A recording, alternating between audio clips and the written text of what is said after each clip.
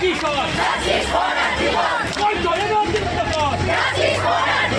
রক্তকান্তেরা কিশোর শিক্ষকেরা কিশোর হাজার কণ্ঠে একটাই স্বর